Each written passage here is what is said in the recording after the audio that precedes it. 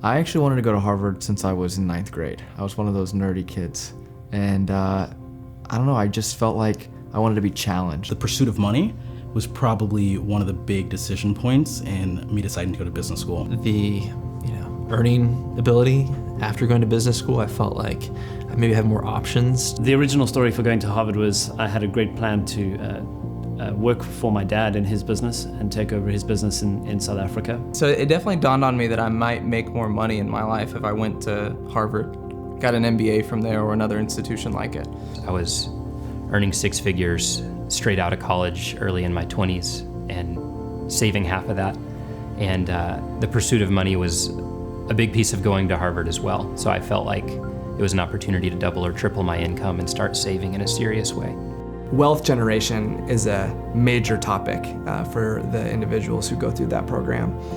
And I had high aspirations for what I could accomplish professionally, and Harvard was a stepping stone for me to achieve that. My name is Alison Baumer. And I am Greg Baumer, and we live in Nashville, Tennessee. The attitude toward money that Alison and I think, brought into our time at school was what we now call a spender mindset. That is, were we to receive additional money, our first thought is how we would use it to do something fun. Alison and I really enjoy travel. We enjoy nice food. Before I started graduate school, I was earning a high income in the private equity industry, and we were spending $1,000 a month dining out at Boston's finest restaurants. We were taking 5-star international vacations to Asia and Europe and other locations, and had a blast doing it. I just felt comfortable, and so that's where I kind of fell into. I fell into a place where I just spent without thinking about it, but I did recognize that we were living in a way that was more than what a lot of people lived. John and I met in a men's Bible study that kicked off this first semester of Harvard Business School. We didn't initially hit it off, not in a bad way, but it's just, he's an engineer, I'm a business guy.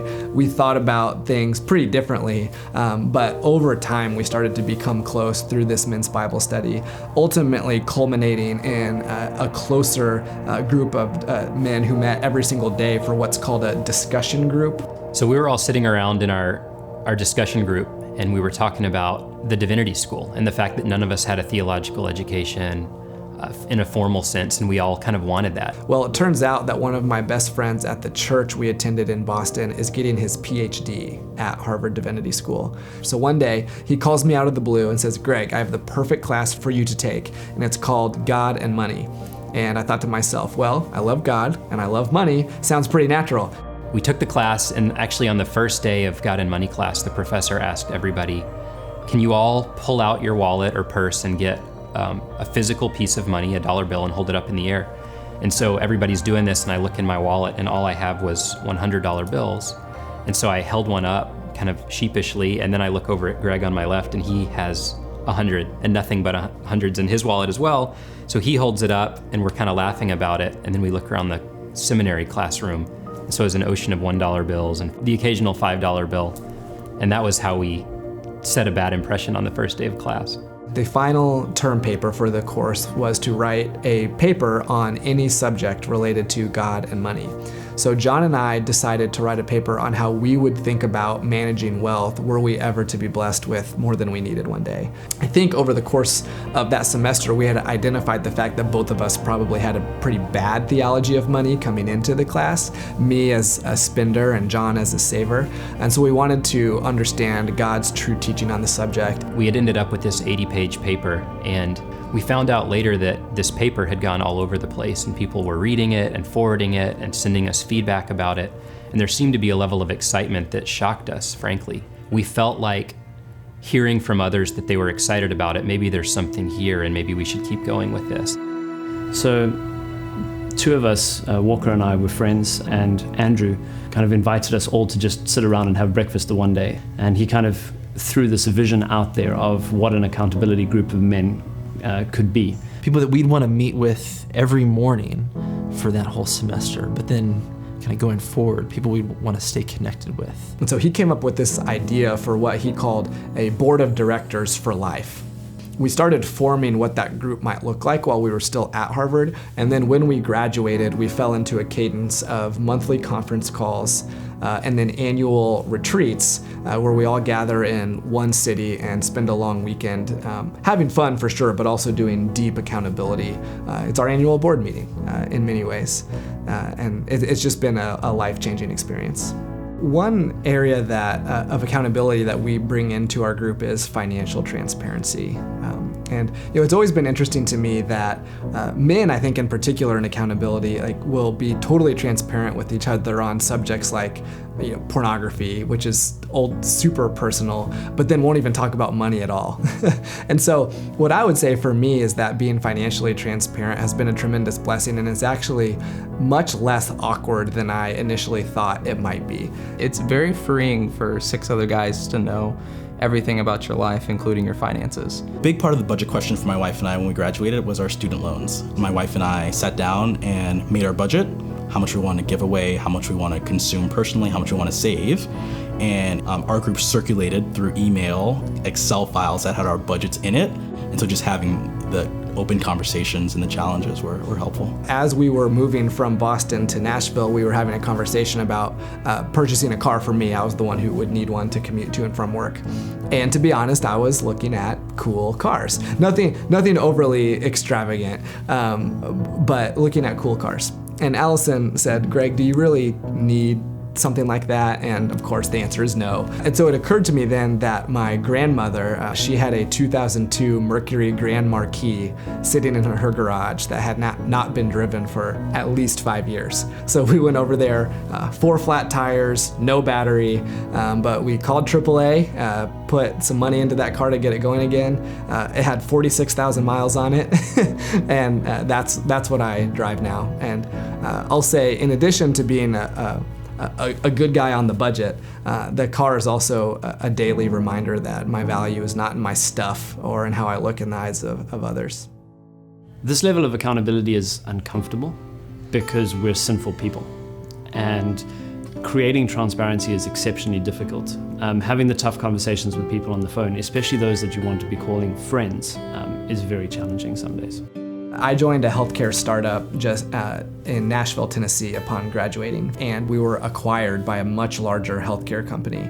And I had a share of equity in the startup, and so I received a huge payout to the tune of around $450,000 just 6 weeks into my new job. So when Greg got this windfall, I remember thinking, they have 6 figures in student loans, and I also know they were home shopping in a hot real estate market, and so a down payment's probably not going to be a small amount of money. And so one of the details is a lot of the funds were actually being rolled back into the next deal with the company, and so there was not a lot of cash, it felt, to be generous. And I was wondering, what are you just gonna tithe, or what's that gonna look like? And he said, even though it's gonna impact the kind of house we can buy, we're gonna give 20% of the gross amount that we've received away. And they were wrestling, I know, home shopping and looking at, this is gonna make a real difference on what we can actually afford to buy. But we wanna be generous today. We don't wanna wait for some future state to arrive because we might never get there. My first thought was, I see what you're doing here, God. You're testing whether what I am saying I learned about your word and about your vision for my wealth, did I really learn it? Will I really faithfully live that out? And so it was an exciting process for Alison and me to work through how to be faithful with this tremendous, unexpected blessing. I think what was exciting when he received that income was my initial thought wasn't, oh, how are we gonna spend this, And I think that was different than maybe what it would have been before. Instead, it was like, we're gonna have a chance to really give in a way that actually really might impact others. And this really made it come to life and feel like, wow, we can give a substantial amount to something that we're passionate about and really see God use that money in a really neat way. I learned 2 surprising things about giving from my time at Harvard.